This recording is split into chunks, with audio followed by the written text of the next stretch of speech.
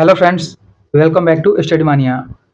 पिछले वीडियो में हम लोगों ने बिहार दरोगा स्पेशल ब्रांच के जो कि रुक्मिणी प्रकाशन का प्रैक्टिस सेट है, इसका प्रैक्टिस सेट नंबर 6 तक ऑलरेडी डिस्कस कर लिया है और इस वीडियो में हम लोग प्रैक्टिस सेट नंबर 7 को डिस्कस करने वाले हैं। शुरू करते हैं। 7 नंबर सेट का पहला क्वेश्चन देखते हैं। देखिए 7 नंबर सेट जो है इसका पहला क्वेश्चन है कि कौन सा कथन थॉमसन के परमाणु मॉडल के इलेक्ट्रॉनों की व्यवस्था का सटीक वर्णन करता है। देखिए थॉमसन के परमाणु मॉडल जो है इसके अनुसार इलेक्ट्रॉन धनात्मक आवेश वाले गोले में अंतः स्थापित होते हैं। यहाँ पे ऑप्शन बी हमारा राइट आंसर है। देखिए जो जे थॉमसन है इनके मॉडल को अक्सर प्लम पुडिंग या तरबूज मॉडल भी कहा जाता है। इसको प्लम पुडिंग बोलते हैं, इसको भी ध्यान देंगे। इसको प्लम पुडिंग या इसी को तरबूज मॉडल भी कहा जाता है। इसमें परमाणु को एक पॉजिटिव आवेश गोला माना गया है। परमाणु जो होता है एक पॉजिटिव गोला माना गया है और इसमें ऋणात्मक इलेक्ट्रॉन धसे होते हैं। यहाँ पे नेगेटिव इलेक्ट्रॉन जो होते हैं या धसे होते हैं और यह गोला जो है पॉजिटिव चार्ज होता है। और उन्होंने बताया कि परमाणु में ऋणात्मक और धनात्मक आवेश परिमाण के समान होते हैं। इसी कारण पूरा परमाणु विद्युत रूप से उदासीन होता है यानी न्यूट्रल होता है। नेक्स्ट है, अगला क्वेश्चन है जैव अणुओं के बारे में सही कथन का चुनाव करना है। कौन सा सही दिया गया है। पहला कथन है कि डीएनए में थाइमिन नाइट्रोजन बेस होता है जबकि आरएनए में इसकी जगह यूरेसिल होता है। पहला कथन हमारा सही दिया गया है कि जो डीएनए होता है इसमें देखिए डीएनए में एडेनिन होता है, गुआनिन होता है, साइटोसिन होता है और एक होता है थाइमिन होता है जो नाइट्रोजन बेस होता है। जबकि जो आरएनए होता है इसमें थाइमिन की जगह पे यूरेसिल होता है। यही थाइमिन जो होता है इसकी जगह पे यूरेसिल होता है। यहाँ पे पहला कथन हमारा सही हो जाएगा। दूसरा कथन दिया गया है कि सुक्रोज एक अपचायक शर्करा का उदाहरण है। देखिए सुक्रोज जो होता है एक अनअपचायक शर्करा का उदाहरण हो जाएगा। यह अपचायक नहीं होगा, यह अनअपचायक हो जाएगा। यह जो है अनअपचायक शर्करा का उदाहरण है। दूसरा कथन हमारा गलत है। और तीसरा है एमाइलेज जो होता है स्टार्च का एक जल में घुलनशील घटक है जो कि सही दिया गया है। स्टार्च जो होता है मुख्य रूप से 2 घटकों से बना होता है। एमाइलोज या शेष 80 से 85% एमाइलेज जो होता है यह जल में घुलनशील होता है और लगभग 15 से 20% होता है। और जो एक होता है एमाइलोपेक्टिन जो 15 से 20% होता है और जो जल में अघुलनशील होता है। तो यहाँ पे एमाइलेज जो है स्टार्च का एक जल में घुलनशील घटक है, यह सही दिया गया है। यहाँ पे कथन नंबर 1 और 3 सही है। ऑप्शन सी हमारा राइट आंसर है। नेक्स्ट है, अगला क्वेश्चन है क्वेश्चन नंबर 3 है। यहाँ पे अभिकथन दिया गया है कि जब कोई व्यक्ति किसी घूमते हुए टर्न टेबल पर खड़ा होकर अपनी दोनों बाहों को फैलाता है तो उसके घूमने का कोणीय वेग जो होगा कम हो जाता है। अभिकथन ये हमारा सही दिया गया है और कारण है कि बाहें फैलाने से व्यक्ति का जड़त्व आघूर्ण बढ़ जाता है और कोणीय संवेग संरक्षण के कारण वेग जो होता है कम होना चाहिए। यहाँ पे इसका कारण भी सही दिया गया है। ए और आर दोनों सत्य है और आर ए का सही व्याख्या है। ऑप्शन 1 हमारा राइट आंसर हो जाएगा। देखिए जो कोणीय संवेग संरक्षण का सिद्धांत होता है इसके अनुसार यदि किसी निकाय पर कोई बाहरी बल आघूर्ण जो रहता है कार्य नहीं कर रहा हो तो उसका जो कोणीय संवेग होता है या नियत रहता है या कांस्टेंट होता है। नेक्स्ट है, अगला क्वेश्चन है क्वेश्चन नंबर 4 है कि मानव रक्त में पाई जाने वाली श्वेत रक्त कोशिकाओं यानी WBCs में सबसे अधिक संख्या में कौन सी कोशिकाएं होती है जो मुख्य रूप से भक्षकाणु यानी फैगोसाइटिक प्रकृति की होती है। यह हो जाएगा न्यूट्रोफिल्स। ऑप्शन सी हमारा राइट आंसर हो जाएगा। देखिए जो WC होता है WBC इसके प्रकार में एक होता है ग्रेन्यूलाइट्स होता है और एक होता है एग्रेन्यूलाइट्स होता है। जो ग्रेन्यूलाइट्स होता है इसमें न्यूट्रोफिल्स होते हैं, इओसिनोफिल्स होते हैं और बेसोफिल्स होते हैं।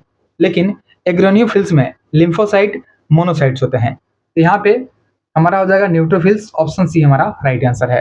नेक्स्ट है, अगला क्वेश्चन है क्वेश्चन नंबर 5 है निम्नलिखित में से कौन सा विखंडन के माध्यम से पुनर्उत्पादन के लिए नहीं जाना जाता है। देखिए विखंडन के माध्यम से पुनर्उत्पादन के लिए नहीं जाना जाता है, यह हाइड्रा हो जाएगा। ऑप्शन सी हमारा राइट आंसर है। देखिए हाइड्रा जो होता है यह विखंडन से नहीं, यह मुख्य रूप से मुकुलन और पुनर्उद्भवन द्वारा होता है। यह मुख्य रूप से इसमें मुकुलन होता है। नेक्स्ट है, अगला क्वेश्चन है क्वेश्चन नंबर 6 दिया गया है कि प्रकाशिकी और तरंग भौतिकी के बारे में बताना है कौन सा कथन जो है सही दिया गया है। पहला कथन है व्यतिकरण जो होता है इंटरफेरेंस और विवर्तन यानी डिफरेंसन प्रकाश की प्रकृति को प्रमाणित करते हैं, जो कि सही है। दूसरा है ध्रुवन यानी पोलराइजेशन जो होता है यह सिद्ध करता है कि प्रकाश तरंगे अनुप्रस्थ प्रकार की प्रकृति की होती है, यह भी सही दिया गया है। देखिए जो पोलराइजेशन होता है एकमात्र ऐसी प्रकाशीय घटना है जो सिद्ध करती है कि प्रकाश तरंगे अनुप्रस्थ तरंगे होती है, न कि अनुदैर्घ्य होती है। तीसरा है प्रकाश से वैद्युत प्रभाव, इसको प्रकाश के तरंग सिद्धांत द्वारा पूरी तरह से समझाया जा सकता है, जो कि गलत दिया गया है। जो फोटो इलेक्ट्रिक इफेक्ट होता है प्रकाश वैद्युत प्रभाव, इसकी व्याख्या प्रकाश के तरंग सिद्धांत के द्वारा नहीं हो सकती है। इसके लिए प्रकाश की जो कण की प्रकृति होती है उसका सहारा लेना पड़ता है। तो यहाँ पे तीसरा कथन जो है गलत है। 1 और 2 सही है, ऑप्शन 1 हमारा राइट आंसर है। नेक्स्ट है अगला क्वेश्चन है, क्वेश्चन नंबर 7 है अंग्रेजी वर्णमाला क्रम के आधार पर एक निश्चित तरीके से EFHL का संबंध AALQ से है, उसी तरीके से OLXF का संबंध KGBK से है। समान तर्क का अनुसरण करते हुए CWJU का संबंध दिए गए विकल्पों में से किस विकल्प से हो जाएगा? देखिए यहाँ पे लिखा गया है EFHL, तो E से -4 किया गया है, फिर F से -5, H से +4 किया गया है और L से +5 किया गया है। देखिए यहाँ पे 4 5 4 5 है, लेकिन पहले 2 में माइनस है, फिर अगले 2 में प्लस किया गया है, यानी इसको A किया गया है, इसको A किया गया है, इसको L और इसको Q। इसी प्रकार से हम लोग देखेंगे CWJU का, तो पहले -4 करेंगे, -4 करेंगे तो यह हो जाएगा Y, फिर इसके बाद में -5 करेंगे यह हो जाएगा R, उसके बाद में +4 करेंगे, J में +4 करेंगे यह N हो जाएगा, और U में +5 करेंगे यह Z हो जाएगा, यानी YRNZ। देखिए YRNZ जो है ऑप्शन बी में है, ऑप्शन बी हमारा राइट आंसर हो जाएगा। नेक्स्ट है अगला क्वेश्चन है क्वेश्चन नंबर 8, 8वां क्वेश्चन है यदि प्लस का अर्थ यहाँ पे माइनस है, माइनस का अर्थ गुना है, गुना का अर्थ भागा है और भागा का अर्थ प्लस है, तो निम्नलिखित समीकरण में प्लस चिन्ह के स्थान पर क्या आएगा? यहाँ पर दिया गया है 112 गुना 4 दिया गया है, तो यहाँ पे गुना का मतलब जो है, गुना का मतलब दिया है भागा, दिया हो जाएगा डिवाइड बाई 4, भागा का मतलब यहाँ पे दिया गया है जोड़, 4 के बाद +8 हो जाएगा, माइनस का अर्थ हो जाएगा गुना, तो माइनस की जगह पे गुना 2 हो जाएगा, और प्लस का अर्थ माइनस है तो -23 हो जाएगा। यहाँ पे अगर डिवाइड करेंगे 112 डिवाइड बाई 4 करेंगे तो यह हो जाएगा 28 प्लस 8 इंटू 2 यह 16 हो जाएगा, -23 हो जाएगा। देखिए यहाँ पे ऐड करने पे यह 44 - 23 यानी 21 हो जाएगा। 21 ऑप्शन बी में है, ऑप्शन बी हमारा राइट आंसर है। नेक्स्ट है अगला क्वेश्चन देखते हैं, क्वेश्चन नंबर 9 है प्रशासनिक शब्दों को उनके विवरणों से सुमेलित कीजिए। सबसे पहले शब्द है, इसके बाद में शासक विवरण दिया गया है।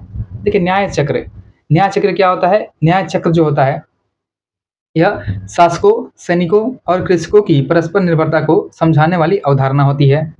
दूसरा है एकता, एकता जो होता है राजस्व संग्रह और सैन्य रख रखाव के लिए राज्यपालों को दी जाने वाली भूमि होती है एकता। तीसरा है रजिया सुल्तान, रजिया सुल्तान जो है इल्तुतमिश की पुत्री, जिसे जेंडर के कारण विरोध का सामना करना पड़ा था, यहाँ पे इसका मिलान लगातार तीसरा हो जाएगा। उसके बाद में चौथा है मिन्हाज उस सिराज। देखिए मिन्हाज उस सिराज जो है महिला शासकों की आलोचना करने वाला इतिहासकार रहा था, इसका मिलान 4 हो जाएगा। यहाँ पे हमारा मिलान जो है 1 2 3 4, ऑप्शन बी हमारा राइट आंसर हो जाएगा। जो दिल्ली सल्तनत है उसमें उच्चतम न्यायिक अधिकारी जो है इसी को काजी उल कुजात कहा गया था, इसको भी ध्यान रखेंगे। नेक्स्ट है अगला क्वेश्चन देखते हैं, क्वेश्चन नंबर 10 नंबर क्वेश्चन है सिकंदर ने राजा पोरस को कौन सा क्षेत्र प्रदान किया था? तो सिकंदर ने राजा पोरस को प्रदान किया था झेलम और चिनाब के मध्य का क्षेत्र, ऑप्शन डी हमारा राइट आंसर है। सिकंदर को पंजाब के शासक पोरस के साथ में युद्ध करना पड़ा था, जिसे हाइडे एस्पेजिया झेलम के युद्ध के नाम से जाना गया है, और इसमें पोरस की हार हुई थी, और यह युद्ध हुआ था 326 बीसी में। इसको भी ध्यान देंगे, यह 326 बीसी में यह युद्ध किया गया था, और सिकंदर की सेना ने ब्यास नदी के तट पर पहुंच करके नदी को पार करने से इनकार कर दिया था। सिकंदर 19 महीने तक भारत में रहा था, इसको भी ध्यान देंगे। सिकंदर जो है 19 माह तक भारत में रहा था, और सिकंदर का असल सेनापति था सेल्यूकस निकेटर, इसका भी नाम याद रखेंगे। सिकंदर का जो थल सेनापति था इसका नाम था सेल्यूकस निकेटर। सेल्यूकस निकेटर इसका नाम रहा था और सिकंदर का जल सेनापति था निर्याकस। नेक्स्ट है, निम्नलिखित में से कौन सा युग्म सही सुमेलित नहीं है? सबसे पहला है लाला लाजपत राय, जो कि संबंधित है आर्य समाज से, यह मिलान सही है। दूसरा है राजा राम मोहन राय, रामकृष्ण मिशन, यह मिलान गलत दिया गया। यहाँ पे ऑप्शन बी हमारा राइट आंसर हो जाएगा। देखिए, जो रामकृष्ण मिशन है, अगर इसका बात करते हैं तो इसका स्थापना रामकृष्ण परमहंस के शिष्य रहते हैं विवेकानंद। विवेकानंद ने इसका स्थापना किया था और इसका स्थापना किया गया था 1 मई 1897 को इसका स्थापना किया गया था। कलकत्ता के समीप में बारा नगर में किया गया था और इसका मुख्यालय बेलूर मठ हावड़ा में है। तीसरा है मैडम ब्लतवास्की थियोसॉफिकल सोसाइटी से सही दिया गया है और इनहिबिशन का संबंध है सेंट्रल हिंदू कॉलेज से, यह भी सही दिया गया है। नेक्स्ट है, अगला क्वेश्चन है, क्वेश्चन नंबर 12 है, निम्नलिखित में से कौन सा युग्म सही सुमेलित नहीं है? सबसे पहले जनजातीय आंदोलन है, इसके बाद में नेता का नाम जो है मिलान करना है। संथाल विद्रोह के नेता थे सिद्धू और कान्हू, यह मिलान जो है सही दिया गया है। देखिए, संथाल विद्रोह जो हुआ था, संथाल विद्रोह हुआ था 1855-56 में हुआ था और इसका नेतृत्वकर्ता सिद्धू कान्हू, चांद और भैरव रहे थे। दूसरा है कोल विद्रोह। कोल विद्रोह की बात करते हैं तो कोल विद्रोह जो हुआ था यह 1831-32 में हुआ था। 1831-32 में कोल विद्रोह किया गया था और इसके नेतृत्वकर्ता बुधो भगत रहे थे। देखिए, इसके जो नेतृत्वकर्ता थे बुधो भगत थे, यहाँ पे बुधो भगत इसके नेतृत्वकर्ता हो जाएंगे। बुधो भगत नेतृत्वकर्ता हैं। तीसरा है कोया विद्रोह। कोया विद्रोह हुआ था 1879 से 80 के बीच में हुआ था और इसके नेतृत्वकर्ता टोमा सोरा हो जाएंगे। टोमा सोरा, देखिए टोमा सोरा जो है इसके नेतृत्वकर्ता हैं कोया विद्रोह के। और चौथा है खासी विद्रोह। खासी विद्रोह के नेतृत्वकर्ता हैं तीरथ सिंह और खासी विद्रोह हुआ था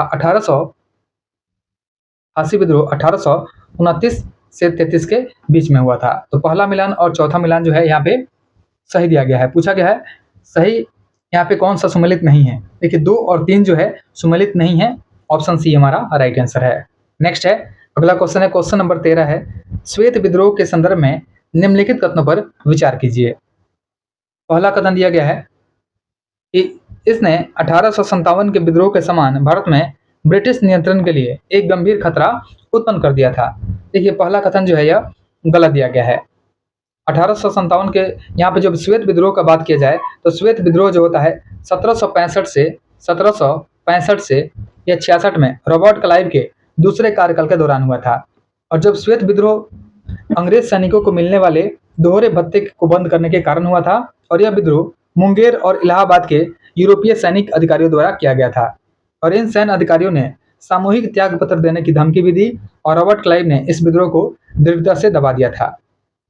दूसरा है, यह मुख्य रूप से भारतीय सिपाहियों की शिकायतों के कारण हुआ था जिन्हें ब्रिटिश अधिकारियों द्वारा दुर्व्यवहार का अनुभव हुआ था, जो कि गलत दिया गया है। यहाँ पे कथन नंबर 1 और 2 दोनों गलत है, ऑप्शन हमारा ए हो जाएगा, ना तो 1 और ना ही 2। साथ ही ध्यान देंगे एक और श्वेत विद्रोह हुआ था जो कि 1859 में हुआ था। एक हुआ था 1859 में लॉर्ड कैनिंग के कार्यकाल में एक श्वेत विद्रोह हुआ था। नेक्स्ट है, अगला क्वेश्चन है, क्वेश्चन नंबर 14। देखिए 14 नंबर क्वेश्चन है, निम्न कथनों पर विचार कीजिए। पहला कथन दिया गया है, सबसे पहला अभिकथन ए है कि विकसित भारत गारंटी रोजगार एवं आजीविका मिशन ग्रामीण अधिनियम 2025 ने MGNREGA 2025 को यानी मनरेगा को एक संशोधित ढांचे से प्रतिस्थापित किया था। तो यहाँ पे पहला कथन जो है यह सही दिया गया है।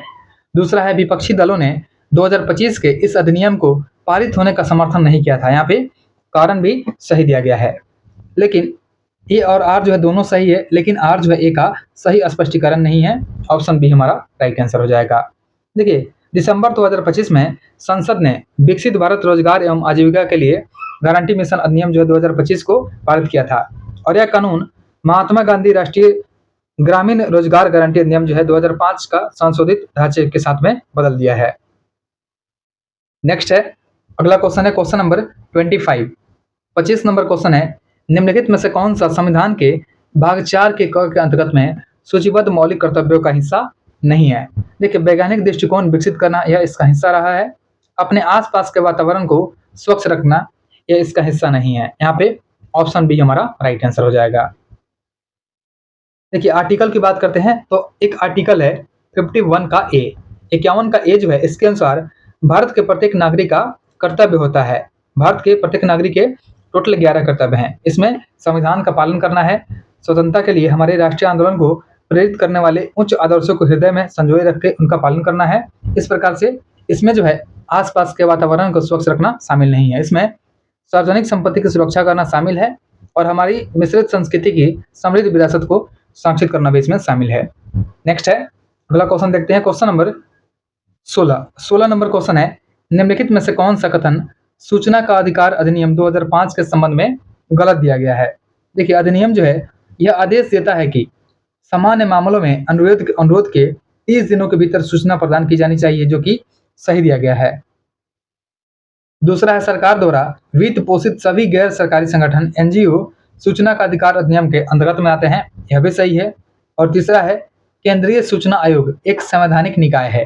देखिए, केंद्रीय सूचना आयोग जो है एक संवैधानिक निकाय नहीं है। यहाँ पे तीसरा कथन जो है गलत है, ऑप्शन सी हमारा राइट आंसर हो जाएगा। और इसमें राष्ट्रपति और सर्वोच्च न्यायालय सहित सभी संवैधानिक प्राधिकरण भी शामिल है। तो यहाँ पे ऑप्शन सी हमारा राइट आंसर है। नेक्स्ट है, अगला क्वेश्चन है, क्वेश्चन नंबर 17 है। इसमें सूची 1 और 2 का मिलान करना है। देखिए, सूची 1 में सिंचाई परियोजना है और सूची 2 में नदियों का नाम है। सम्राट अशोक सागर परियोजना, तो सम्राट अशोक सागर परियोजना जो है यह हलाली नदी पे है। यह जो है हलाली नदी पे बनाया गया है। वान सागर परियोजना बनाया गया है, सोन नदी पे बनाया गया है। हरसी परियोजना पार्वती नदी पे है और ओंकारेश्वर परियोजना जो है यह नर्मदा पे स्थित है। तो यहाँ पे हमारा मिलान जो है 1 का 4, बी का 1, सी का 2 और डी का 3, ऑप्शन सी हमारा राइट आंसर है। देखिए, जो बाण सागर परियोजना है इसका आधारशिला रखा गया था 1978 में। इसको ध्यान देंगे, 1978 में बाण सागर परियोजना का आधारशिला रखा गया था। और हसाली बांध जो है सम्राट अशोक सागर प्रोजेक्ट, इसको 1970 के दशक में यह बनाया गया था। 1970 के दशक में बनाया गया था। नेक्स्ट है, अगला क्वेश्चन है, क्वेश्चन नंबर 18 नंबर क्वेश्चन है कि निम्न में से विशेष आर्थिक क्षेत्र की कौन सी विशेषता नहीं है। उच्च स्तर की सुविधाएं जो है इसकी विशेषता है। करों को नहीं देना, यह इसकी विशेषता है। श्रम कानूनों में लचीलापन, यह इसकी विशेषता नहीं है। ऑप्शन सी हमारा राइट आंसर है। देखिए, जो विशेष आर्थिक क्षेत्र अधिनियम है इसको लाया गया था 2005 में। इसको ध्यान देंगे कि इसको 2005 में लाया गया था और एसीजेड एक्ट को फरवरी 2006 में लागू किया गया था। यह फरवरी 2006 में लागू हुआ था। नेक्स्ट है, तद्भव, निम्नलिखित में से तत्सम तद्भव शब्दों का कौन सा युग्म जो है अशुद्ध है, यानी गलत दिया गया है। यहाँ पे गलत का चुनाव करना है। देखिए, दिया है क्षमाश्रु का मुछ, समश्रु का मुछ, यह सही है। करपट कपड़ा सही है। उसके बाद में छीर खीर, यह भी सही है। कपूर कर्पूर खप्पर, यह गलत दिया गया है। देखिए, कपूर या खरपर यह तत्सम तद्भव शब्दों का अशुद्ध मिलन, अशुद्ध गलत युग्म है। कर्पूर जो है एक तत्सम शब्द है जिसका तद्भव रूप होता है कपूर। कर्पूर का कपूर होता है और खप्पर का मतलब खरपर होता है, इसलिए चौथा गलत है। ऑप्शन डी हमारा राइट आंसर है। और समश्रु का जो तद्भव होता है यह मूछ होता है, यह सही दिया गया है। करबट का तद्भव कपड़ा होता है और शीत का खीर होता है।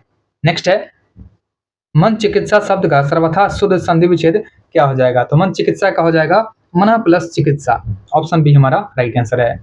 नेक्स्ट है, अगला क्वेश्चन है कि कतर व्योंत यानी काटना और छांटना शब्द में कौन सा समास प्रयुक्त हुआ है। तो कतर व्योंत में समास हुआ है द्वंद्व समास, ऑप्शन सी हमारा राइट आंसर है। देखिए, द्वंद्व समास उसको कहते हैं जिसमें दोनों पद जो होते हैं प्रधान होते हैं, यानी पूर्व पद और उत्तर पद दोनों प्रधान होते हैं। नेक्स्ट है, अगला क्वेश्चन है क्वेश्चन नंबर 22 नंबर क्वेश्चन है कि भूकंप प्रभावित वेनेजुएला में राहत और बचाव कार्यों के लिए भारत सरकार द्वारा चलाए गए अभियान का क्या नाम है। इसका नाम हो जाएगा ऑपरेशन अमिस्ताद। देखिए, अमिस्ताद शब्द जो होता है इसका मतलब होता है दोस्ती। अमिस्ताद का मतलब होता है दोस्ती और यह चलाया गया था वेनेजुएला में राहत बचाव कार्यों के लिए भारत सरकार द्वारा चलाया गया था। नेक्स्ट है, बिहार के वर्तमान मुख्यमंत्री द्वारा मुंगेर जिले के टेटिया पंचायत से किस नई पहल या कार्यक्रम का शुभारंभ किया गया है। तो इस पहल का जो नाम हो जाएगा यह हो जाएगा पंचायत विकास दिवस हो जाएगा। यहाँ पे ऑप्शन बी हमारा राइट आंसर हो जाएगा। यह कार्यक्रम जो है अब राज्य की सभी ग्राम पंचायतों में प्रत्येक माह के अंतिम रविवार को इसका आयोजन किया जाएगा। नेक्स्ट है, अगला क्वेश्चन है कि 29 जून 2026 को भारत के प्रधानमंत्री नरेंद्र मोदी ने सेशेल्स की अपनी यात्रा के दौरान में विक्टोरिया के किस स्थान पर महात्मा गांधी को श्रद्धांजलि अर्पित किया है? यह हो जाएगा पीस पार्क में। ऑप्शन बी हमारा राइट आंसर है। ठीक है, 29 जून 2026 को जो भारत के प्रधानमंत्री हैं नरेंद्र मोदी, इन्होंने सेशेल्स की अपनी यात्रा के दौरान में विक्टोरिया के पीस पार्क में महात्मा गांधी को श्रद्धांजलि अर्पित किया है। नेक्स्ट है, अगला क्वेश्चन है, किस स्थान पर बाघों का पुनर्वास अवसर और चुनौतियां विषय पर राष्ट्रीय कार्यशाला का आयोजन किया गया है? इसका आयोजन किया गया है अलवर, राजस्थान में। ऑप्शन बी हमारा राइट आंसर हो जाएगा। देखिए, सरिस्का टाइगर रिजर्व जो है दुनिया का ऐसा पहला क्षेत्र है जहां पे बाघों का वैज्ञानिक पुनर्वास सफल रहा है। नेक्स्ट है, अगला क्वेश्चन है, क्वेश्चन नंबर 26 है। यहाँ पे अभिकथन और कारण दिया गया है। देखिए, पहला अभिकथन है कि वायवीय श्वसन जो होता है, एरोबिक रेस्पिरेशन अवायवीय श्वसन यानी एनएरोबिक रेस्पिरेशन की तुलना में बहुत अधिक ऊर्जा उत्पन्न करता है। पहला अभिकथन हमारा सही दिया गया है। और दूसरा कारण है कि वायवीय श्वसन में ग्लूकोज का पूरी तरह से ऑक्सीकरण होकर के कार्बन डाइऑक्साइड और जल बनता है, इसका कारण भी सही दिया गया है। यहाँ पे दोनों कथन सही है और आर ए का सही व्याख्या करता है। ऑप्शन एक हमारा राइट आंसर है। वायवीय श्वसन जो होता है ऑक्सीजन की उपस्थिति में होता है, जिसमें ग्लूकोज के एक अणु के पूर्ण ऑक्सीकरण से 36 या 38 एटीपी एनर्जी का निर्माण होता है। इसमें लगभग 38 एटीपी एनर्जी का निर्माण होता है। नेक्स्ट है, अगला क्वेश्चन है, क्वेश्चन नंबर 27। विद्युत रसायन में अक्रिय प्लेटिनम इलेक्ट्रोड का उपयोग करके जलीय कॉपर सल्फेट के विद्युत अपघटन के दौरान में एनोड पर क्या मुक्त होता है? इसमें एनोड पर क्या मुक्त होता है? तो एनोड पे ऑक्सीजन मुक्त होता है। ऑप्शन सी हमारा राइट आंसर हो जाएगा। नेक्स्ट है, अगला क्वेश्चन है, निर्देश दिया गया है, निम्नलिखित प्रश्नों में दो कथन दिए गए हैं, सही विकल्प का चयन करना है। कथन एक हो जाएगा, ऊष्मागतिकी के प्रथम नियम के अनुसार ऊर्जा को न तो बनाया जा सकता है और न ही उसे नष्ट किया जा सकता है। पहला कथन जो है हमारा यह सही दिया गया है। उसके बाद में दूसरा है कि ऊष्मागतिकी का दूसरा नियम कहता है कि एक विलगित निकाय यानी आइसोलेटेड सिस्टम की एंट्रोपी समय के साथ हमेशा घटती है। यहाँ पे दूसरा कथन जो है यह गलत दिया गया है। ऊष्मागतिकी का जो दूसरा नियम है यह हमें बताता है कि किसी विलगित निकाय यानी आइसोलेटेड सिस्टम या ब्रह्मांड की जो एंट्रोपी होती है हमेशा यह समय के साथ में हमेशा बढ़ती है, यह घटती नहीं है, यह हमेशा बढ़ती है। यहाँ पे जो दूसरा कथन है गलत है, केवल कथन एक सही है। ऑप्शन सी हमारा राइट आंसर है। नेक्स्ट है, अगला क्वेश्चन है, क्वेश्चन नंबर 29। मानव अंतःस्रावी तंत्र जो है इंडोक्राइन सिस्टम, इसके बारे में सही कथन का चुनाव करना है। कौन सा सही दिया गया है? पहला है, एड्रेनलिन जो है हार्मोन तनाव के दौरान हृदय गति और रक्तचाप को बढ़ाता है, जो कि सही दिया गया है। एड्रेनलिन जो होता है इसको आपातकालीन हार्मोन कहा जाता है, जो कि तनाव की स्थिति में हृदय की गति, रक्तचाप और श्वास का जो दर होता है उसको बढ़ा करके शरीर को संकट से निपटने के लिए तैयार करता है। दूसरा है, इंसुलिन हार्मोन अग्नाशय की अल्फा कोशिकाओं द्वारा स्रावित होता है। दूसरा कथन जो है यह गलत है। इंसुलिन हार्मोन का जो स्राव होता है यह अल्फा से नहीं होता है, या बीटा कोशिका से होता है। और तीसरा है, ऑक्सीटोसिन जो होता है यह प्रसव के दौरान गर्भाशय की चिकनी मांसपेशियों में संकुचन को प्रेरित करता है। यह सही दिया गया है। यहाँ पे कथन नंबर 1 और 3 सही है। ऑप्शन सी हमारा राइट आंसर है। नेक्स्ट है, अगला क्वेश्चन देखते हैं, क्वेश्चन नंबर 30 नंबर क्वेश्चन है। यहाँ पे अभिकथन और कारण दिया गया है। अभिकथन ये हो जाएगा कि आवर्त सारणी में गैलियम की परमाणु त्रिज्या एल्युमिनियम की तुलना में थोड़ी छोटी होती है, हालांकि यह समूह में नीचे स्थित है। अभिकथन ये हमारा सही दिया गया है। दूसरा है, कारण है कि गैलियम में मौजूद आंतरिक 3D इलेक्ट्रॉनों का परिरक्षण प्रभाव बहुत कमजोर होता है, जिससे प्रभावी नाभिकीय आवेश बढ़ जाता है और आकार जो है सिकुड़ जाता है। यहाँ पे इसका कारण भी सही दिया गया है। यानी ए और आर दोनों सही है और आर ए का सही व्याख्या भी करता है। ऑप्शन एक हमारा राइट आंसर है। नेक्स्ट है, अगला क्वेश्चन है, क्वेश्चन नंबर 31। आधुनिक भौतिकी में किस रेडियोधर्मी पदार्थ की अर्ध आयु जो होती है और क्षय नियतांक यानी डीके कांस्टेंट के बीच में क्या संबंध होता है? इसका जो फॉर्मूला होता है टी हाफ जो होता है यानी अर्ध आयु जो होता है यह होता है IN2 डिवाइड बाई लेमडा होता है। देखिए IN2 का जो मान होता है यह लगभग जो होता है 0.693 होता है, इसका मान 0.693 होता है। नेक्स्ट है अगला क्वेश्चन है क्वेश्चन नंबर 32। 32 नंबर क्वेश्चन दिया गया है कि दी गई आकृति में एक घन की 4 अलग अलग स्थितियों को दर्शाया गया है।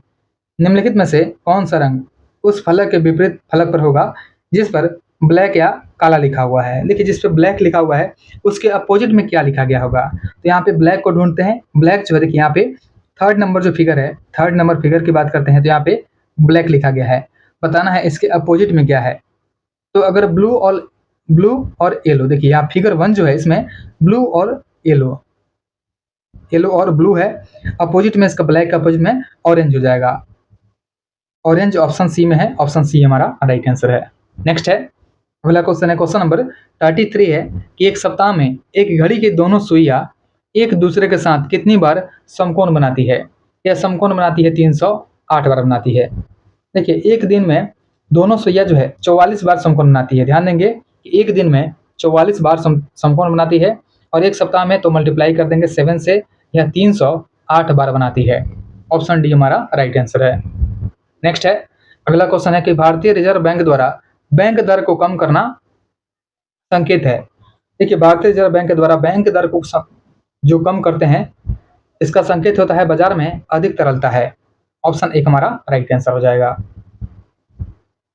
नेक्स्ट है अगला क्वेश्चन है क्वेश्चन नंबर 35 है भारत सरकार के सार्वजनिक ऋण के संबंध में निम्नलिखित कथनों पर विचार करें और सही उत्तर का चुनाव करें।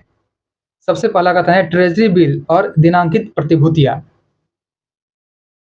देखिए भारत सरकार के सार्वजनिक ऋण के संबंध में ट्रेजरी बिल और दिनांकित प्रतिभूतियां जो है यह सही हो जाएगा। यहाँ पे ट्रेजरी बिल और दिनांकित प्रतिभूतियां जो है यह सही दिया गया है। दूसरा है बाह्य वाणिज्यिक उधार। बाह्य वाणिज्यिक उधार जो होता है इसमें शामिल नहीं होता है। और तीसरा है NRI जमा। NRI जमा जो होता है यह भी इसमें शामिल नहीं होता है। यहाँ पे केवल एक सही है, ऑप्शन एक हमारा राइट आंसर हो जाएगा। नेक्स्ट है अगला क्वेश्चन है निम्नलिखित में से कौन सा अनुच्छेद राष्ट्रपति को विभिन्न राज्यों और केंद्र शासित प्रदेशों में अनुसूचित जातियों को निर्दिष्ट करने का अधिकार देता है। यह अनुच्छेद 341 हो जाएगा। ऑप्शन बी हमारा राइट आंसर है। और आर्टिकल होता है 341 का क्लॉज 1 होता है। इसके तहत राष्ट्रपति किसी राज्य के राज्यपाल के परामर्श के बाद में एक सार्वजनिक अधिसूचना जारी करके उन जातियों, नस्लों या जनजातियों को निर्दिष्ट कर सकते हैं जिन्हें उस विशिष्ट राज्य या केंद्र शासित प्रदेश के लिए अनुसूचित जाति माना जाएगा।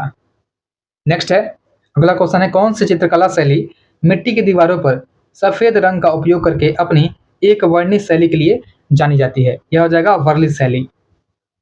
यहाँ पे ऑप्शन सी हमारा राइट आंसर है। और वर्ली चित्रकला जो है यह महाराष्ट्र का है, इसको भी ध्यान देंगे।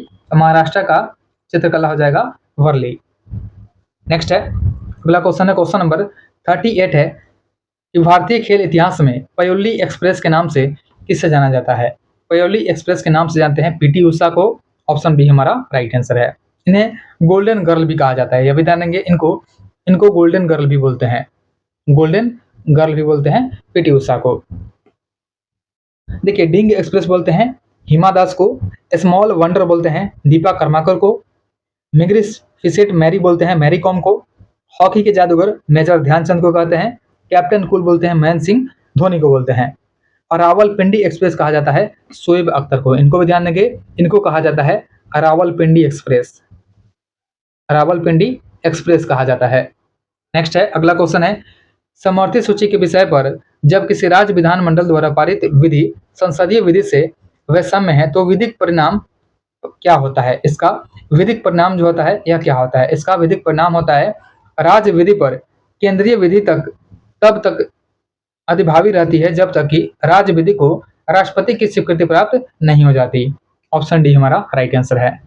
नेक्स्ट है अगला क्वेश्चन है निम्नलिखित में कौन सी विशेषता भारत में पाई जाने वाली जलोढ़ मृदा की विशेषता नहीं है। यह मुख्यतः दक्कन पठार में पाई जाती है, यह इसकी विशेषता नहीं है।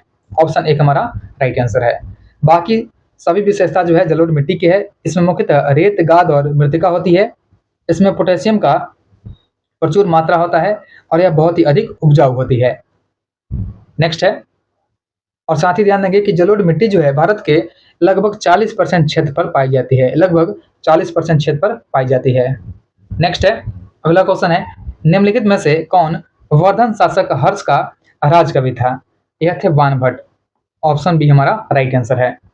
बाणभट्ट जो है संस्कृत के बहुत बड़े विद्वान और कवि रहे थे और उन्होंने सम्राट हर्ष के जीवन पर आधारित उन्होंने हर्षचरित नामक पुस्तक भी लिखा था। नेक्स्ट है, निम्नलिखित में से किस शासक ने 1321 में तुगलकाबाद किले का निर्माण करवाया था? देखिए 1321 में तुगलकाबाद किले का निर्माण करवाया था गियासुद्दीन तुगलक ने। ऑप्शन बी हमारा राइट आंसर हो जाएगा।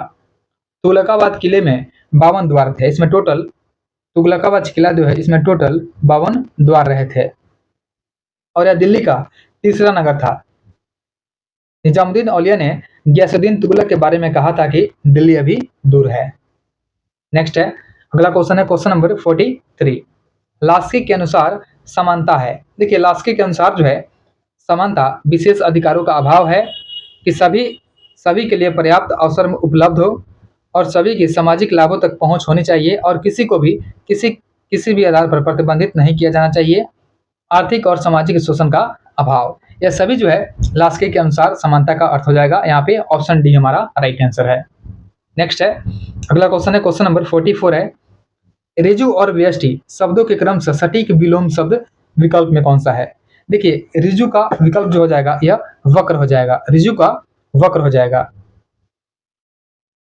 उसके बाद में व्यष्टि जो हो जाएगा इसका समष्टि हो जाएगा। रिजु का शाब्दिक अर्थ होता है सीधा या सरल होता है, जिसका उल्टा हो जाएगा टेढ़ा यानी वक्र हो जाएगा। इसी तरह से जो व्यष्टि है इसका अर्थ होता है व्यक्तिगत या सूक्ष्म होता है और इसका जो विलोम हो जाएगा यह समष्टि हो जाएगा। यहाँ पे ऑप्शन बी हमारा राइट आंसर है। नेक्स्ट है, अगला क्वेश्चन है क्वेश्चन नंबर 45।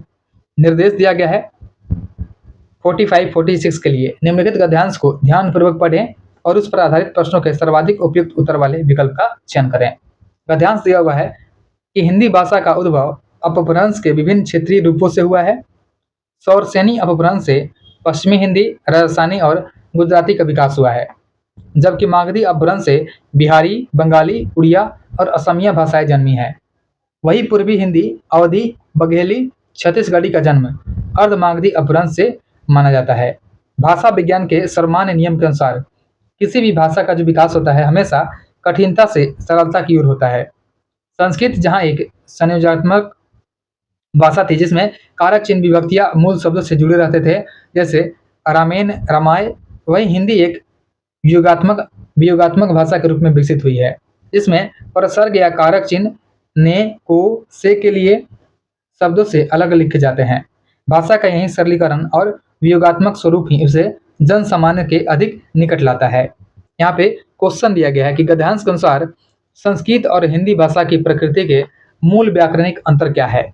इसका मूल जो अंतर हो जाएगा, संस्कृत जो है एक संयोगात्मक भाषा है जबकि हिंदी एक वियोगात्मक भाषा हो जाएगा। ऑप्शन डी हमारा राइट आंसर है। 46 नंबर है कि रामचरितमानस की मूल भाषा अवधी है। गद्यांश के आधार पर बताइए कि अवधी का विकास किस अपभ्रंश से हुआ है? तो अवधी का जो विकास हुआ है यह अर्धमागधी अपभ्रंश से हुआ है। ऑप्शन सी हमारा राइट आंसर है। नेक्स्ट है, अगला क्वेश्चन देखते हैं क्वेश्चन नंबर 47। केंद्रीय वाणिज्य और उद्योग मंत्री पीयूष गोयल ने किस देश की सफल यात्रा के बाद में ग्रीस यानी एथेंस का दौरा किया है? इन्होंने यूनाइटेड किंगडम की सफल यात्रा के बाद में एथेंस का दौरा किया है। ऑप्शन बी हमारा राइट आंसर है।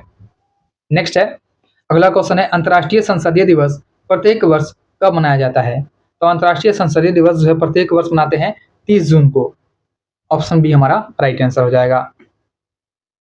देखिए 30 जून 1889 को इंटर पार्लियामेंट्री यूनियन जो है आईपीयू की स्थापना को चिन्हित करती है, जो संसदों का एक अंतर्राष्ट्रीय संगठन है। नेक्स्ट है, अगला क्वेश्चन है क्वेश्चन नंबर 49 है, किस अधिनियम के माध्यम से विधि मापन अधिनियम 2009 में सुधार सूचना तंत्र लागू किया गया? यह हो जाएगा जन विश्वास प्रावधान संशोधन अधिनियम 2026। देखिए जन विश्वास अधिनियम जो है 2026, इसके माध्यम से विधि मापन अधिनियम 2009 में सुधार सूचना तंत्र को लागू किया गया है। यह 2009 का अधिनियम है। नेक्स्ट है, अगला क्वेश्चन है क्वेश्चन नंबर 50 है, किस कॉलेज को university of physics and sciences के रूप में विकसित करने की घोषणा बिहार के वर्तमान मुख्यमंत्री सम्राट चौधरी के द्वारा किया गया है। उन्होंने पटना साइंस कॉलेज को, ध्यान देंगे कि पटना साइंस कॉलेज को university of physics and sciences के रूप में विकसित करने का घोषणा बिहार के वर्तमान मुख्यमंत्री सम्राट चौधरी के द्वारा दिया गया है। नेक्स्ट है, अगला क्वेश्चन है, निर्देश है निम्नलिखित प्रश्नों में दो कथन दिए गए हैं, सही विकल्प का चुनाव करना है, कौन सा सही है। पहला कथन है, किसी भी पारिस्थितिकी तंत्र में ऊर्जा का प्रवाह हमेशा एक दिशीय होता है, जो कि सही दिया गया है। देखिए, पारिस्थितिकी तंत्र जो होता है इसमें ऊर्जा का प्रवाह हमेशा एक दिशीय होता है। दूसरा है, पारिस्थितिकी तंत्र में पोषक तत्वों का जो प्रवाह होता है चक्रीय होता है, अर्थात वे कभी भी नष्ट नहीं होते हैं बल्कि बार बार उपयोग किए जाते हैं, यह भी सही दिया गया है। यहाँ पे दोनों कथन सही है, ऑप्शन एक हमारा राइट आंसर हो जाएगा। नेक्स्ट है, अगला क्वेश्चन देखते हैं, क्वेश्चन नंबर 52। 52 नंबर क्वेश्चन है कि धातु कर्म की प्रक्रियाओं के बारे में सही कथन का चुनाव करना, कौन सा सही दिया गया है। देखिए, बॉक्साइट एल्युमिनियम का मुख्य अयस्क है, यह सही हो जाएगा। बॉक्साइट जो है एल्युमिनियम का मुख्य अयस्क हो जाएगा। दूसरा है, भर्जन की प्रक्रिया में अयस्क को हवा की अनुपस्थिति में उच्च तापमान पर गर्म किया जाता है। देखिए, भर्जन की जो प्रक्रिया होती है इसमें अयस्क को हवा की पर्याप्त उपस्थिति में उसके गलनांक से नीचे गर्म किया जाता है, अनुपस्थिति में नहीं, यहाँ पर दिया गया है अनुपस्थिति में। दूसरा कथन जो है गलत है। तीसरा है, निस्तापन। निस्तापन का उपयोग जो है मुख्य रूप से कार्बोनेट अयस्कों को ऑक्साइड में बदलने के लिए किया जाता है, जो कि सही दिया गया है। यहाँ पे कथन नंबर 1 और 3 सही है, ऑप्शन सी हमारा राइट आंसर है। नेक्स्ट है, अगला क्वेश्चन है, क्वेश्चन नंबर 53 है। अभी कथन ए दिया गया है कि ट्रांसफार्मर केवल प्रत्यावर्ती धारा के साथ काम करते हैं, दिष्ट धारा के साथ नहीं। देखिए, पहला कथन हमारा सही है कि ट्रांसफार्मर जो होता है एक ऐसा उपकरण है जो केवल प्रत्यावर्ती यानी एसी वोल्टेज के साथ काम करता है, यानी एसी वोल्टेज को बढ़ाने या घटाने का काम करता है। तो यहाँ पे अभिकथन ए जो है हमारा सही है। कारण दिया गया है कि ट्रांसफार्मर विद्युत चुंबकीय प्रेरण के सिद्धांत पर कार्य करते हैं, जिसके लिए चुंबकीय फ्लक्स में लगातार परिवर्तन की आवश्यकता होती है, यह भी सही दिया गया है। यहाँ पे ऑप्शन ए हो जाएगा हमारा, ए और आर दोनों सत्य है और आर ए का सही व्याख्या भी है। नेक्स्ट है, अगला क्वेश्चन है कि समसूत्री कोशिका विभाजन की किस अवस्था के दौरान गुणसूत्र कोशिका के मध्य रेखा पर पंक्तिबद्ध हो जाते हैं, अलाइन हो जाते हैं, यह हो जाएगा मेटाफेज में। समसूत्री विभाजन जो होता है कोशिका की जो मेटाफेज अवस्था होती है इसके दौरान गुणसूत्र कोशिका के मध्य रेखा पर पंक्तिबद्ध हो जाते हैं। नेक्स्ट है, अगला क्वेश्चन है, क्वेश्चन नंबर 55। निर्देश दिया गया है, यहाँ पे निर्देश है निम्नलिखित प्रश्नों में दो कथन दिए गए हैं, सही विकल्प का चुनाव करना है। कथन एक दिया गया है कि परासरण दाब जो होता है एक अनुसंख्य गुणधर्म है। देखिए, परासरण दाब जो होता है एक अनुसंख्य गुणधर्म है, जिसका अर्थ होता है यह बिलियन में मौजूद विलेय कणों की संख्या पर निर्भर करता है, न कि उसकी रासायनिक प्रकृति पर। यहाँ पे पहला कथन जो है सही दिया गया है। दूसरा है कि जल का शुद्धिकरण जो होता है आरओ रिवर्स ऑस्मोसिस तब होता है जब विलयन की तरफ परासरण दाब से अधिक भारी दाब लगाया जाता है। यहाँ पे दूसरा कथन भी सही दिया गया है। आगे ऑप्शन देखते हैं। देखिए, दोनों कथन जो है सही है, ऑप्शन एक हमारा राइट आंसर हो जाएगा। नेक्स्ट है, अगला क्वेश्चन है कि ध्वनि तरंगों के व्यवहार के बारे में बताना है, कौन सा कथन सही है। ध्वनि की चाल हवा की तुलना में पानी में अधिक होती है। ध्वनि की चाल जो है यह हवा की तुलना में पानी में अधिक होती है, तो यहाँ पे पहला कथन जो है सही दिया गया है। ध्यान देंगे कि ध्वनि जो होता है एक अनुदैर्ध्य यांत्रिक तरंग होता है, जिसकी जो चाल होती है ठोसों में सबसे अधिक होती है, उसके बाद द्रव यानी पानी में उससे कम और हवा में उससे भी कम होती है, इसलिए पहला कथन जो है सही है। दूसरा है, स्थिर तापमान पर किसी गैस में वायु की चाल उस गैस के दबाव से स्वतंत्र होती है, यह भी सही दिया गया है। और तीसरा है, पराश्रव्य जो होता है अल्ट्रासोनिक तरंगों की आवृत्ति 20 हर्ट्ज से कम होती है, यह गलत दिया गया है। देखिए, यहाँ पे पराश्रव्य तरंग जो होता है इसका जो आवृत्ति होता है 20,000 हर्ट्ज से अधिक होती है, कम नहीं होती है, यह 20,000 हर्ट्ज से अधिक होती है। यहाँ पे 1 और 2 सही है, ऑप्शन 1 हमारा राइट आंसर है। नेक्स्ट है, अगला क्वेश्चन है, क्वेश्चन नंबर 57। एक ही पासे की दो भिन्न स्थितियों को दर्शाया गया है। यदि संख्या 4 निचले फलक पर है तो ऊपरी फलक पर कौन सी संख्या दिखाई देगी। देखिए, अगर 4 अगर निचले फलक पे है तो हम लोग 4 को देखते हैं। 4 तो यहाँ पे दिया हुआ है, इन दोनों पासों में हम लोग कुछ कॉमन को ढूंढेंगे। यहाँ पे 2 हमें कॉमन दिखाई देगा, तो यहाँ पे लिखते हैं फिगर नंबर 1 और फिगर नंबर 2। देखिए फिगर नंबर 1 में 2 कॉमन है चूंकि दोनों में, तो 2 से शुरू करके क्लॉकवाइज में हम लोग जाएंगे। तो 2 के बाद में 6 है, उसके बाद में 4 है। इसी प्रकार से सेकंड फिगर में 2 जो है इसके क्लॉकवाइज में जाएंगे तो 5 और 3 है, तो यहाँ पे 5 और 3 हो जाएगा। पूछा गया कि यदि संख्या 4 निचले फलक पे है तो 4 के अपोजिट में हो जाएगा 3। 4 के अपोजिट में 3 है, ऑप्शन 1 हमारा राइट आंसर है। नेक्स्ट है, अगला क्वेश्चन है, क्वेश्चन नंबर 58 है। पी क्यू की बहन है और आर की माँ है। देखिए पी जो है यह क्यू की बहन हो जाएगी, पी क्यू की बहन हो जाएगी, और यह आर की माँ भी हो जाएगी। यह जो है आर की माँ भी हो जाएगी। एस जो है डब्ल्यू की बहू है, क्यू की पत्नी। देखिए क्यू जो है एस की पत्नी हो जाएगी। अगर क्यू की पत्नी एस हो जाएगी, क्यू की पत्नी अगर एस हो जाएगी, और यह डब्ल्यू की बहू भी है, डब्ल्यू की बहू है, इसकी मतलब कि क्यू की माँ जो है यह डब्ल्यू है। यहाँ पे माँ या पापा दोनों में से कुछ को क्लियर नहीं किया गया, यहाँ पे कोई भी चार्ज नहीं होगा। उसके बाद दिया गया कि डब्ल्यू का पौत्र एम पी का भतीजा है। अब देखिए यहाँ पे डब्ल्यू का पौत्र जो है एम, एम जो है पी का भतीजा है, तो यहाँ पे एम जो हो जाएगा यह नीचे हो जाएगा एम, यानी एम जो हो जाएगा यह क्यू के नीचे आ जाएगा। यह भतीजा है तो प्लस चार्ज हो जाएगा, और भी का भाई है, और यहाँ यह भी दिया गया कि यह जो है भी का भाई है, तो यह जो है भी का भाई हो गया। डब्ल्यू के केवल 2 बच्चे हैं। देखिए डब्ल्यू के केवल 2 बच्चे हैं, तो डब्ल्यू के कौन से बच्चे हैं, एक क्यू हो जाएंगे और एक पी हो जाएगा। क्यू का बी से क्या संबंध है? देखिए क्यू का बी से पूछा गया, तो क्यू जो है बी से संबंध हो जाएगा, यह हो जाएगा पिता का, क्योंकि वी जो है वी का भाई एम है और इसके पिता है क्यू, तो यहाँ पे पिता का ऑप्शन 1 हमारा राइट आंसर है। नेक्स्ट है, अगला क्वेश्चन है क्वेश्चन नंबर 59। भारत के संविधान का निम्नलिखित में से कौन सा अनुच्छेद संसद को सशस्त्र बलों के सदस्यों और लोक व्यवस्था बनाए रखने के लिए उत्तरदायी बलों के संबंध में मौलिक अधिकारों की प्रयोजकता को बदलने का अधिकार प्रदान करता है? यह आर्टिकल 33 है, ऑप्शन 1 हमारा राइट आंसर है।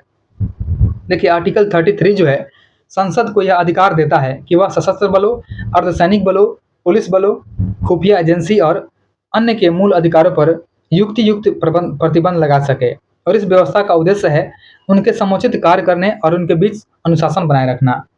नेक्स्ट है, सतलुज, ब्यास, रावी, चिनाब और झेलम मिठानकोट के पास में किस नदी तंत्र में मिल जाती है? यह मिठानकोट के पास में सिंधु में मिलती है, ऑप्शन 1 हमारा राइट आंसर हो जाएगा। देखिए सिंधु नदी की बाईं ओर से मिलने वाली नदियों में पंजाब की 5 नदियां हैं, सतलुज, ब्यास, रावी, चिनाब और झेलम। इसको पंचनद भी कहा जाता है। नेक्स्ट है, अगला क्वेश्चन है क्वेश्चन नंबर 61। 61 नंबर क्वेश्चन है कि नई राइफल प्रणाली से संबंधित किस कार्रवाई ने भारतीय सिपाहियों की धार्मिक भावनाओं को आहत किया और 1857 में असंतोष का एक प्रमुख कारण भी बना था? यह हो जाएगा कि सिपाहियों को पशु की चर्बी लगे कारतूसों को मुंह से काटने के लिए मजबूर किया गया था। नेक्स्ट है, ट्रांस साइबेरियन रेलवे रूस का प्रमुख रेल मार्ग है जो पश्चिम में सेंट पीटर्सबर्ग से पूरब में प्रशांत महासागरीय तट पर स्थित यह जाता है व्लादिवोस्तोक तक, ऑप्शन डी हमारा राइट आंसर है। और यह विश्व का सर्वाधिक लंबा, यह लगभग जो है 9289 किलोमीटर का है, लगभग 9289 किलोमीटर लंबा हो जाएगा। दोहरे पथ से युक्त विद्युतीकृत यह पार महाद्वीपीय रेल मार्ग है। नेक्स्ट है, अगला क्वेश्चन है, बांग्लादेश के साथ भूमि सीमा समझौते को किस संवैधानिक संशोधन के माध्यम से संवैधानिक दर्जा दिया गया था? यह था 100वां संविधान संशोधन, ऑप्शन सी हमारा राइट आंसर है। देखिए तत्कालीन राष्ट्रपति रहते हैं प्रणब मुखर्जी। इन्होंने 28 मई 2015 को 28 मई 2015 को संविधान संशोधन 2013 को मंजूरी प्रदान किया था। परिणाम स्वरूप 100वां संविधान संशोधन हुआ था 2015 में। नेक्स्ट है, अगला क्वेश्चन है क्वेश्चन नंबर 64। निम्नलिखित में से कौन सी भाषा भारतीय संविधान की 8वीं अनुसूची में शामिल नहीं है? यह जो है अंग्रेजी जो है यह शामिल नहीं है। देखिए शुरुआत में 14 भाषाएं जो है 8वीं अनुसूची में शामिल थी। उसके बाद में संविधान संशोधन किया गया था, 1967 में हुआ था 21वां संविधान संशोधन। 21वां संविधान संशोधन में सिंधी को जोड़ा गया था, इसमें सिंधी को जोड़ा गया था। फिर उसके बाद में 1992 में हुआ था 71वां संविधान संशोधन, इसमें जोड़ा गया था नेपाली को, इसमें नेपाली को जोड़ा गया था, मणिपुरी को जोड़ा गया था और कोंकणी को जोड़ा गया था, इसमें कोंकणी को भी जोड़ा गया था। उसके बाद में 2003 में हुआ था 2003 में 92वां संविधान संशोधन, इसके द्वारा बोडो, डोंगरी, मैथिली और संथाली को 8वां सूची में शामिल किया गया था। नेक्स्ट है, अगला क्वेश्चन है क्वेश्चन नंबर 65। देखिए 65 नंबर क्वेश्चन दिया गया है कि निम्नलिखित में से किस देवता से कर्नाटक का पारंपरिक नृत्य डोलू कुनीथा संबंधित है? डोलू कुनीथा संबंधित भगवान शिव से। ऑप्शन 1 हमारा राइट आंसर है। देखिए डोलू कुनीथा जो होता है कर्नाटक का एक प्रमुख लोकप्रिय ढोल नृत्य है, जो विशेष रूप से श्री वीरेश्वर या वीरालिंगेश्वर के रूप में भगवान शिव की पूजा से जुड़ा हुआ है। यहाँ पे ऑप्शन 1 हमारा राइट आंसर है।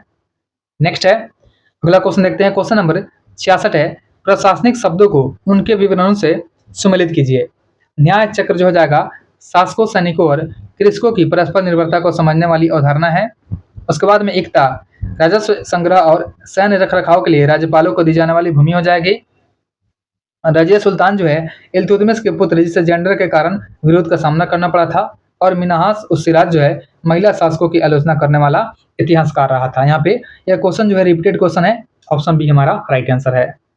नेक्स्ट है, अगला क्वेश्चन है क्वेश्चन नंबर 67 है, पंडित बिरजू महाराज द्वारा स्थापित कौन सा संस्थान कथक और संबंधित विद्या शाखाओं में प्रशिक्षण प्रदान करने पर केंद्रित है? यह है कलाश्रम। ऑप्शन बी हमारा राइट आंसर है। देखिए कलाश्रम का स्थापना किया गया था 1998 में। कलाश्रम विश्व प्रसिद्ध संस्थान है, जिसका स्थापना कथक उस्ताद पंडित बिरजू महाराज ने दिल्ली में किया है। नेक्स्ट है, अगला क्वेश्चन है, निम्नलिखित में से कौन सा राजवंश वारंगल में 12वीं शताब्दी में निर्मित हजार स्तंभ मंदिर से संबंधित है? यह हो जाएगा काकतीय राजवंश। देखिए हजार स्तंभ मंदिर जो है, जिसे रुद्रेश्वर स्वामी मंदिर भी कहा जाता है, एक ऐतिहासिक हिंदू मंदिर है जो तेलंगाना राज्य में वारंगल के पास में हनमकोंडा शहर जो है वारंगल में स्थित है। नेक्स्ट है, अगला क्वेश्चन है, choose the word that is nearest in meaning. यहाँ पे साइनोनिम को चूज करना है। The new policy had a pernicious effect on the local economy, slowly draining small business of their resources। तो यहाँ पे जो परनीसियस दिया गया, देखिए यहाँ पे परनीसियस जो दिया गया है, वर्ड दिया गया है परनीसियस, इसी का साइनोनिम बताना है। तो परनीसियस का अर्थ होता है हानिकारक या घातक होता है, तो इसका साइनोनिम हो जाएगा एंडिसियस। ऑप्शन बी हमारा राइट आंसर हो जाएगा। एंडिसियस का मतलब होता है कपटी होता है।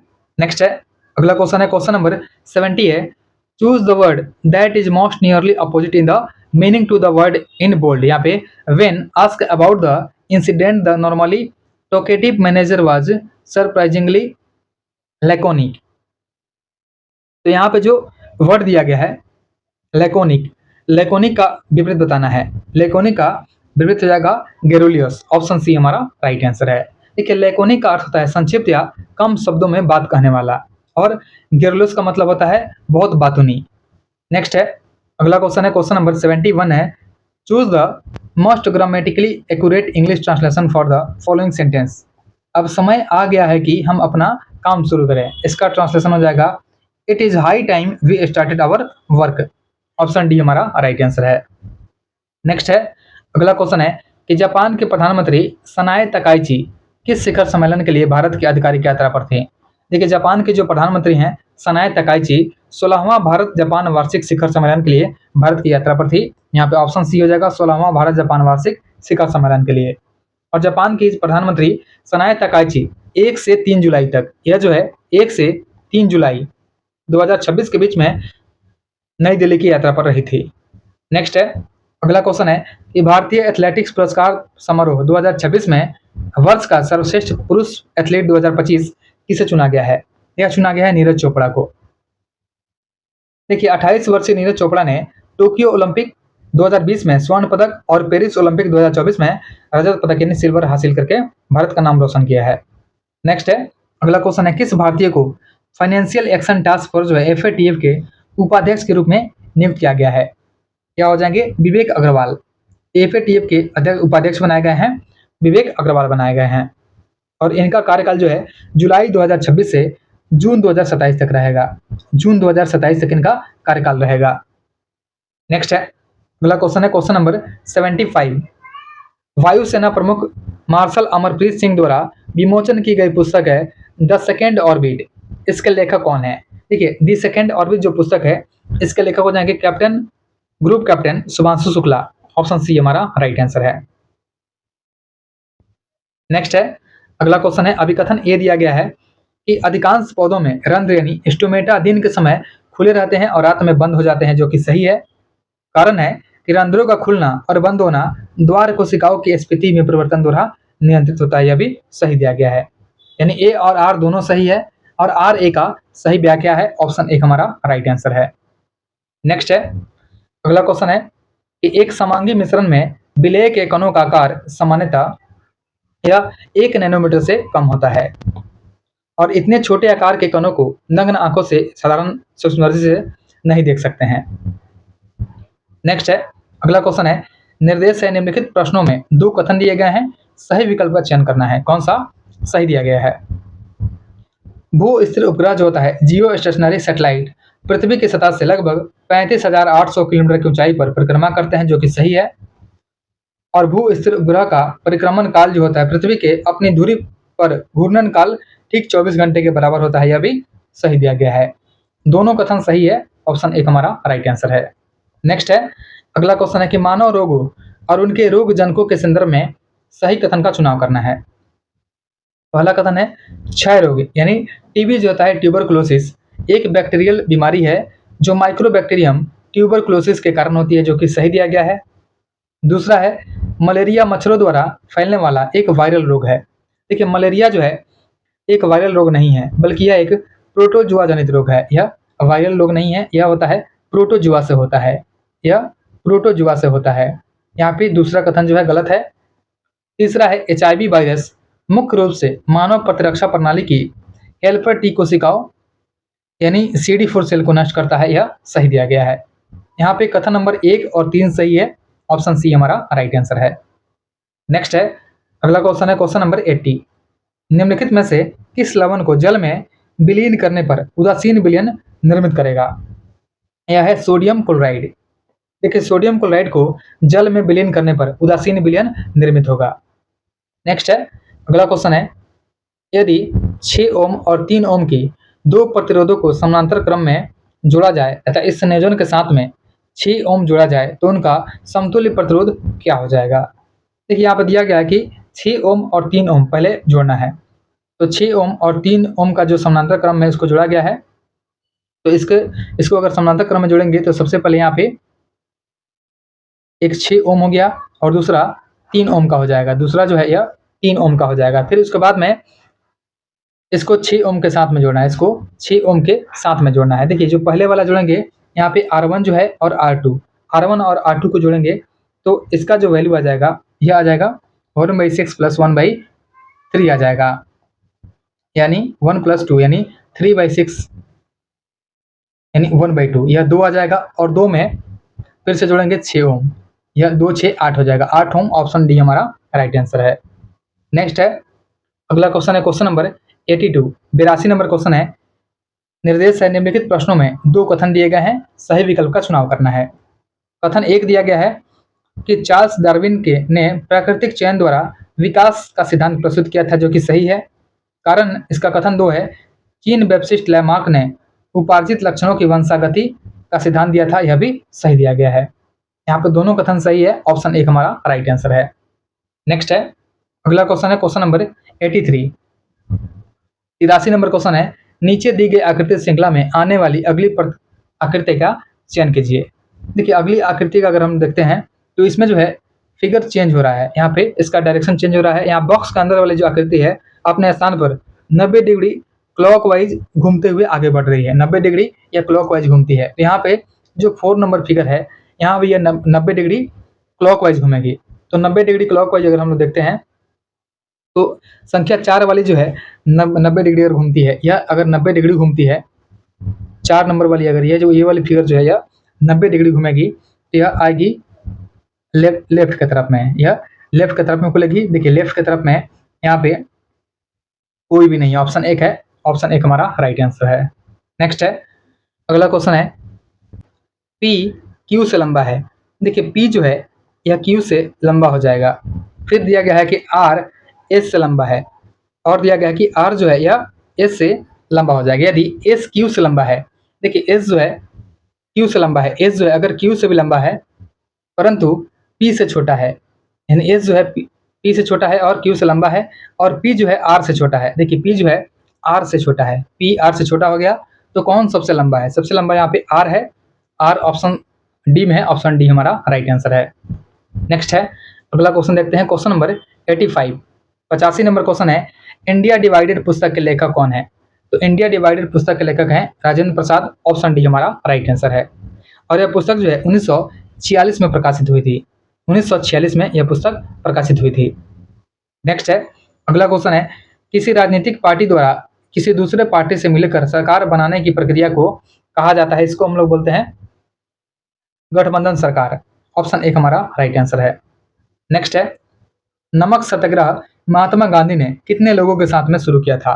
तो नमक सत्याग्रह का शुरुआत महात्मा गांधी ने 78 लोगों के साथ किया था, ऑप्शन डी हमारा राइट आंसर है। देखिए डेट भी याद रखेंगे, 12 मार्च 1930 को गांधी जी ने सविनय अवज्ञा आंदोलन के तहत जो है ऐतिहासिक सत्याग्रह का शुरुआत किया था, और 6 अप्रैल 1930 को यह दांडी में मुट्ठी भर नमक उठा करके नमक कानून को तोड़ा था। नेक्स्ट है, अगला क्वेश्चन है क्वेश्चन नंबर 88, 88 नंबर क्वेश्चन है, निम्नलिखित में कौन सही है?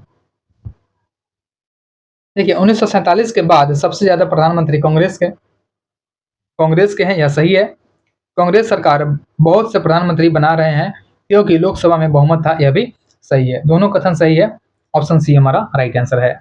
नेक्स्ट है, स्थानीय स्वशासन का सही क्रम है। स्थानीय स्वशासन का सही क्रम हो जाएगा सबसे पहले ग्राम पंचायत, फिर पंचायत समिति, फिर उसके बाद में जिला परिषद। यहाँ पे ऑप्शन बी हमारा राइट आंसर है। नेक्स्ट है, राज्य प्रशासन का सर्वोच्च अधिकारी कौन होता है? तो राज्य प्रशासन का सर्वोच्च अधिकारी होता है मुख्य सचिव, ऑप्शन डी हमारा राइट आंसर हो जाएगा। नेक्स्ट है, अगला क्वेश्चन है क्वेश्चन नंबर 91, बिहार के किस प्रसिद्ध कवि और लेखक को भारत का राष्ट्र कवि कहा जाता है? यह कहा जाता है रामधारी सिंह दिनकर को, ऑप्शन एक हमारा राइट आंसर है। देखिए रामधारी सिंह दिनकर जो है इनको 1972 में उर्वशी पुस्तक के लिए ज्ञानपीठ पुरस्कार दिया गया था। इनको दिया गया था ज्ञानपीठ पुरस्कार दिया गया था 1972 में। नेक्स्ट है, निम्न में से कौन सा कथन इको मार्क के बारे में सही नहीं है? पहला कथन है 1991 में जारी किया गया था, जो कि सही है। इसे भारत सरकार ने जारी किया, यह भी सही है। यह दर्शाता है कि उत्पाद पर्यावरण मित्र है, यह भी सही है। और इसमें मिट्टी के प्लेट का चिन्ह होता है। देखिए इसमें मिट्टी के बर्तन जैसा दिखता हुआ एक मटका जैसा लगभग चिन्ह होता है, यह प्लेट के जैसा नहीं होता है। चौथा कथन गलत है, ऑप्शन डी हमारा राइट आंसर है। नेक्स्ट है, अगला क्वेश्चन है क्वेश्चन नंबर 93 है, अभिकथन दिया गया है ए और आर, इसके रूप में चिन्हित दो कथन है, बताना है कि कौन सा कथन सही है। पहला कथन दिया गया है कि इस भारतीय संविधान के अनुच्छेद 109 के अनुसार धन विधेयक राज्यसभा में पेश नहीं किया जा सकता है, जो कि सही दिया गया है। दूसरा है कि राज्यसभा को धन विधेयक के संबंध में सीमित अधिकार प्राप्त है, यह भी सही दिया गया है। यहाँ पे दोनों कथन जो है यह सही दिया गया है। ए और आर दोनों सही है, और आर के द्वारा ए का सही व्याख्या किया गया है, ऑप्शन एक हमारा राइट आंसर है। नेक्स्ट है, अगला क्वेश्चन है, सूची 1 में स्कीम का नाम है और सूची 2 में स्कीम को शुरू करने का वर्ष दिया गया है। सबसे पहले है संशोधित सार्वजनिक वितरण प्रणाली यानी आरपीडीएस, आरपीडीएस का शुरुआत किया गया था 1992 में। उसके बाद में लक्षित सार्वजनिक वितरण प्रणाली यानी टीपीडीएस, टीपीडीएस का शुरुआत होता है 1997 में। और अंत्योदय अन्न योजना का शुरुआत किया गया था 2000 ईस्वी में। 1 का सी, 2 का बी, 3 का ए, ऑप्शन डी हमारा राइट आंसर है। नेक्स्ट है, अगला क्वेश्चन है, fill in the blank with the most appropriate preposition. The miser was so attached to his fortune that he could not part with his wealth. यहाँ पे हो जाएगा with his wealth even to save his life. यहाँ पे option B हमारा right answer है। देखिए part with his wealth हो जाएगा। प्रीपोजिशन के नियम के अनुसार जो है जब हम किसी निर्जीव वस्तु से अलग होने की बात करते हैं तो वर्ब पार्ट के साथ में हमेशा विथ प्रीपोजिशन का प्रयोग होता है। नेक्स्ट है, choose the correct passive voice transformation for the given sentence. यहाँ पे पैसिव वॉइस को चूज करना है। The strict warden made the students clean the entire courtyard. इसका पैसिव हो जाएगा the students were made to clean the entire courtyard by the strict warden, option B हमारा right answer है। Next है, अगला क्वेश्चन है क्वेश्चन नंबर 97 है, choose the correct indirect speech transformation for the given sentence. यहाँ पे indirect speech बताना है। She said to him you are coming to the seminar tomorrow, aren't you, आ रहे हो कि नहीं। यहाँ पे इसका जो आंसर हो जाएगा, she asked him if he was coming to the seminar the next day. यहाँ पे ऑप्शन ए हमारा राइट आंसर हो जाएगा। देखिए, जब डायरेक्ट स्पीच के अंत में क्वेश्चन टैग का प्रयोग होता है तो डायरेक्ट स्पीच में बदलते समय उस समय क्वेश्चन टैग को पूरी तरह से हटा देते हैं। नेक्स्ट है, डॉक्टर एस जयशंकर ने किस मंगोलियाई प्रांत में भारत की सहायता से चल रही तेल रिफाइनरी परियोजना का दौरा किया है। यह चल रहा है दोरनी गोबी में। ऑप्शन बी हमारा राइट आंसर है। नेक्स्ट है, अगला क्वेश्चन है क्वेश्चन नंबर 99। नीति आयोग द्वारा जारी ट्रेड वॉच क्वार्टरली के 8वें संस्करण का विमोचन किसने किया है। तो नीति आयोग द्वारा जारी ट्रेड वॉच क्वार्टरली के 8वें संस्करण का विमोचन किया है अशोक कुमार लाहिड़ी ने। ऑप्शन बी हो जाएगा हमारा अशोक कुमार लाहिड़ी। देखिए, नीति आयोग का स्थापना जो हुआ था, नीति आयोग का स्थापना हुआ था 1 जनवरी 2015 को। इसने योजना आयोग का स्थान लिया था और नीति आयोग के जो पदेन अध्यक्ष होते हैं भारत के प्रधानमंत्री होते हैं और नीति आयोग के वर्तमान में जो सीईओ हैं यह अनुराग जैन है। नेक्स्ट है, कृषि क्षेत्र के समग्र विकास के लिए केंद्रीय कृषि मंत्री श्री शिवराज सिंह चौहान द्वारा अंतर मंत्रालय सम्मेलन में किस दृष्टिकोण को अपनाने पर बल दिया गया था। यह हो जाएगा हॉल ऑफ गवर्नमेंट और हॉल वैल्यू चेन दृष्टिकोण। ऑप्शन बी हमारा राइट आंसर है। कृषि मंत्री ने इस बात पर जोर दिया कि कृषि, बागवानी, पशुपालन और मत्स्य पालन जैसे सभी संबंधित क्षेत्रों की योजनाओं के बीच में बेहतर तालमेल बिठाने के लिए अलग अलग मंत्रालय को मिलकर के काम करना होगा और यह एक एकीकृत प्रशासनिक प्रयास होगा।